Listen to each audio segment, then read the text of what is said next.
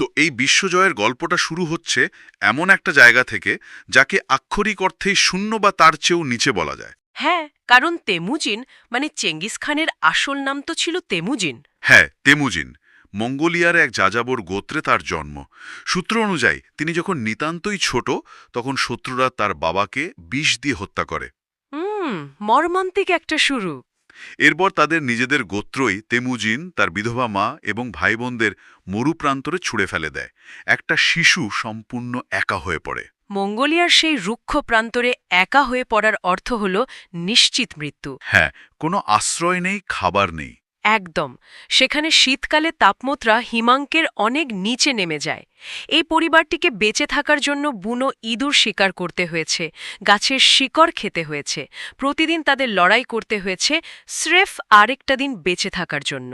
ঠিক এই জায়গাটাতেই আমার সবচেয়ে বড় খটকা লাগে। কেন? সাধারণত এমন চরম দারিদ্র্য আর নিরাপত্তাহীনতা একটা শিশু যখন সমাজ থেকে ছিটকে পড়ে, তখন সে দুর্বল বা দিশেহারা হয়ে পড়ে। সেটাই তো স্বাভাবিক।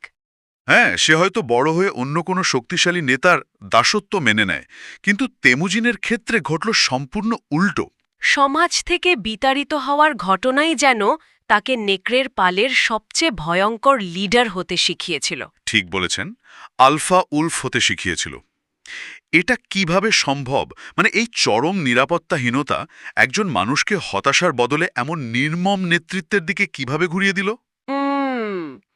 মনস্তত্ত্বের দিক থেকে দেখলে বিষয়টা বেশ পরিষ্কার। তেমুজিনের কাছে আসলে কোনো সেফটি নেট বা সুরক্ষা বলয় ছিল না। কোনো ব্যাকআপ প্ল্যান ছিল না। ঠিক তাই। যখন কেউ খুব অল্প বয়সে এটা বুঝে যায় যে তাকে বাঁচানোর জন্য কেউ আসবে না, তখন তার ভেতরে একটা আদিম প্রবৃত্তি জেগে ওঠে।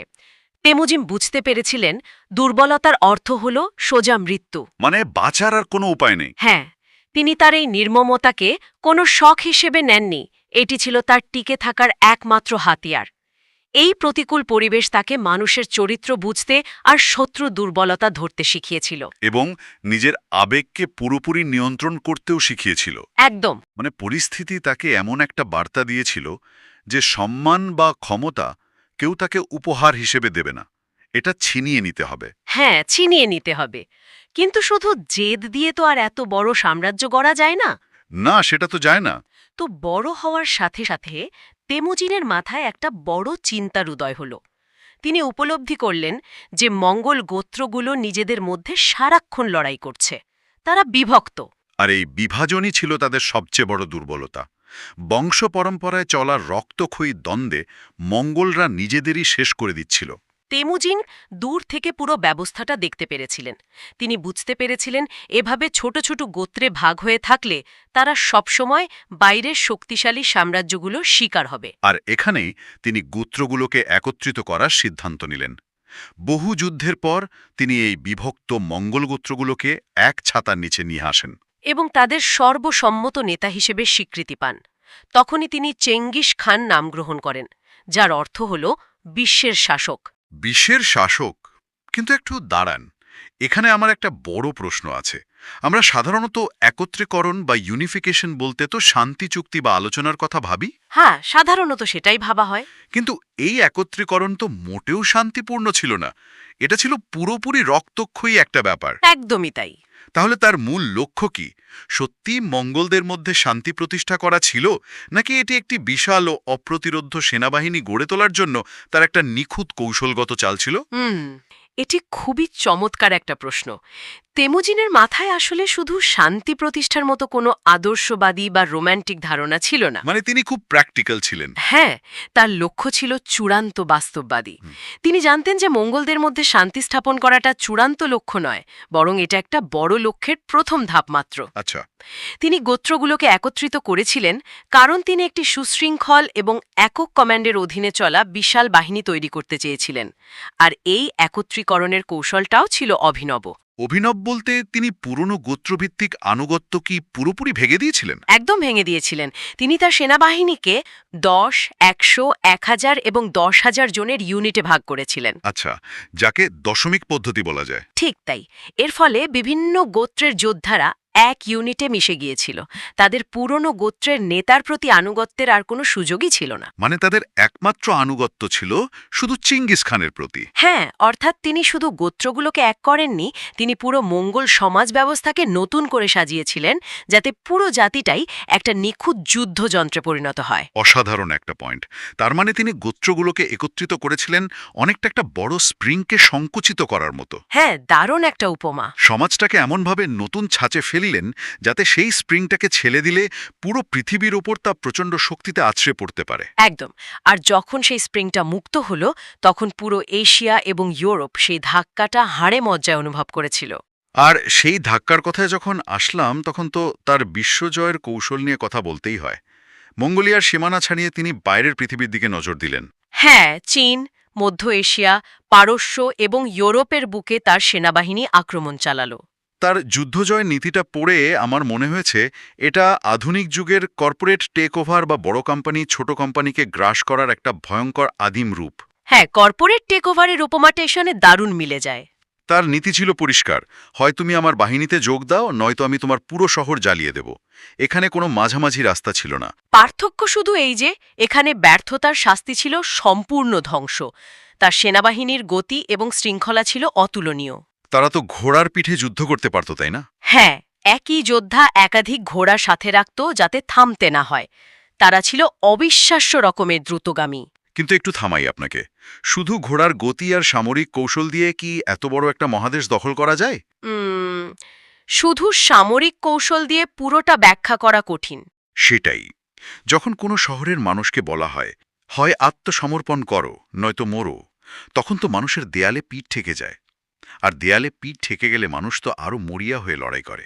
ঠিক বলেছেন।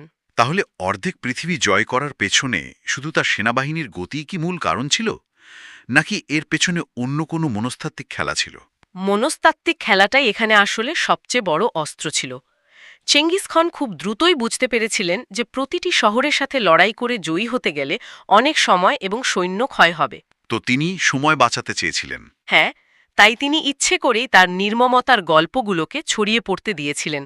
তিনি যখন কোনো শহর ধ্বংস করতেন, তখন ইচ্ছে করেই কয়েকজন মানুষকে বাঁচিয়ে রাখতেন। ও আচ্ছা, যাতে তারা পালিয়ে গিয়ে পাশের শহরে মঙ্গলদের ভয়ঙ্কর নিষ্ঠুরতার গল্প শোনাতে পারে। ঠিক তাই। এটি ছিল মনস্তাত্ত্বিক যুদ্ধের এক চূড়ান্ত নিদর্শন, যাকে আমরা আধুনিক ভাষায় শক অ্যান্ড ও বলতে পারি। তার মানে তিনি তার এই ভয়ঙ্কর ভাবমূর্তি বা ইমেজটাকে একটা হাতিয়ার হিসেবে ব্যবহার করছিলেন। একদম। পরবর্তী শহরগুলোতে তার সেনাবাহিনী পৌঁছানোর আগেই সেখানকার মানুষদের মনোবল ভেঙে পড়ত। তারা জানত যে প্রতিরোধ করার অর্থ হল নিশ্চিত মৃত্যু।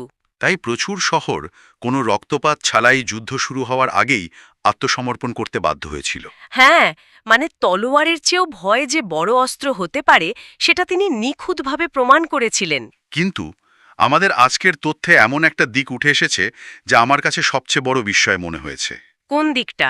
আমরা এতক্ষণ জানলাম চেঙ্গিস খানের ধ্বংসযজ্ঞ, তার নির্মমতা আর তার মনস্তাত্ত্বিক ভয়ের সাম্রাজ্যের কথা। কিন্তু আমাদের সূত্র জানাচ্ছে এই ধ্বংসের আড়ালে তিনি আবার অত্যন্ত দক্ষ প্রশাসক এবং নিপুণ সংগঠকও ছিলেন। হ্যাঁ, ইতিহাসের এই দিকটা প্রায়ই আড়ালে থেকে যায়। মানুষ শুধু তার ধ্বংসের কথাই মনে রাখে। আমি তো এই তথ্য পড়ে রীতিমতো থমকে গিয়েছিলাম। বলা হচ্ছে তার শাসনামলে একটি অত্যন্ত কার্যকর ডাক ব্যবস্থা বা পোস্টাল সিস্টেম গড়ে উঠেছিল। হ্যাঁ, শুধু ডাক ব্যবস্থা নয়, বিশ্ব বাণিজ্যের পথগুলো, বিশেষ করে সিল্ক রোড, তার সময়ে সবচেয়ে বেশি নিরাপদ হয়েছিল। এবং বিভিন্ন সংস্কৃতির মধ্যে যোগাযোগও বহুগুণে বৃদ্ধি পেয়েছিল। এমনকি তার সাম্রাজ্যকেই ইতিহাসের সবচেয়ে বড় সংযুক্ত বা কানেক্টেড সাম্রাজ্য বলা হয়। ঠিক তাই। যিনি আস্ত শহর ধ্বংস করে দেওয়ার জন্য কুখ্যাত, তিনি আবার নিরাপদ বাণিজ্য পথ আর চিঠিপত্র আদান প্রদানের জন্য ডাক ব্যবস্থা তৈরি করছেন। এই ধ্বংসকারী এবং সুনিপুণ সংগঠক, এই দুই বিপরীতমুখী চরিত্রকে আমরা কিভাবে একই মানুষের মধ্যে মেলাতে পারি? এটা তো পুরোপুরি স্ববিরোধী মনে হচ্ছে, তাই না? একদম স্ববিরোধী। কিন্তু আপাত দৃষ্টিতে স্ববিরোধী মনে হলেও চেঙ্গিস খানের দৃষ্টিকোণ থেকে এটা ছিল চরম বাস্তববাদ। তিনি ধ্বংস করতেন কারণ সাম্রাজ্য বিস্তারের জন্য সেটার প্রয়োজন ছিল। আর তিনি গঠন করতেন কারণ তিনি জানতেন যে শুধু ধ্বংসস্তূপের ওপর বসে এত বড় রাজত্ব টেকানো যায় না। এত বিশাল একটা সাম্রাজ্য যা এশিয়া থেকে ইউরোপ পর্যন্ত বিস্তৃত, সেটাকে শুধু তলোয়ারের জোরে এক রাখা অসম্ভব। যোগাযোগের অভাব হলে তো বিদ্রোহ দেখা দেবেই। হ্যাঁ, আর এই কারণেই তিনি ওই ডাক ব্যবস্থা তৈরি করেছিলেন, যাকে ইয়াম সিস্টেম বলা হতো। ইয়াম সিস্টেম, এই ডাক ব্যবস্থাটা আসলে কিভাবে কাজ করত? এটি ছিল অনেকটা সেকালের ইন্টারনেট ব্যবস্থার মতো। নির্দিষ্ট দূরত্ব পরপর রিলে স্টেশন তৈরি করা হয়েছিল। সেখানে সবসময় সতেজ ঘোড়া এবং রসদ প্রস্তুত থাকত। তার মানে একজন বার্তাবাহক একটানা ঘোড়া ছুটিয়ে এসে স্টেশনে থামত, আর চোখের নিমেষে ঘোড়া পাল্টে আবার নতুন ঘোড়া নিয়ে ছুটত। একদম তাই। এই প্রক্রিয়ায় দিনে প্রায় ২০০ মাইলের বেশি দূরত্বে বার্তা পৌঁছে দেওয়া যেত। এই অবিশ্বাস্য দ্রুত যোগাযোগের কারণেই তিনি এত বিশাল সাম্রাজ্যের কোথায় কি ঘটছে তার উপর নিয়ন্ত্রণ রাখতে পারতেন। আচ্ছা, আর বাণিজ্যের পথগুলো নিরাপদ করার পেছনে লজিক বা যুক্তিটা কি ছিল? একজন যাযাবর যোদ্ধা কেন বৈশ্বিক বাণিজ্যের এত পরোয়া করবেন? কারণ বাণিজ্য মানেই তো অর্থ আর সম্পদ। তার বিশাল সেনাবাহিনীকে টিকিয়ে রাখতে এবং এত বড় সাম্রাজ্য চালাতে প্রচুর সম্পদের দরকার ছিল। ও আচ্ছা, ইকোনমিক দিকটাও তিনি খুব ভালো বুঝতেন। হ্যাঁ, তাই তিনি বাণিজ্য পথগুলোকে ডাকাতদের হাত থেকে মুক্ত করেছিলেন। ব্যবসায়ীদের বিশেষ নিরাপত্তা দেওয়া হয়েছিল। তিনি বুঝতে পেরেছিলেন যে ভিন্ন ভিন্ন সংস্কৃতি আর অঞ্চলের মানুষদের মধ্যে যোগাযোগ এবং বাণিজ্যের সুযোগ করে দিলে সাম্রাজ্যের ভেতরের অর্থনীতি চাঙা হবে।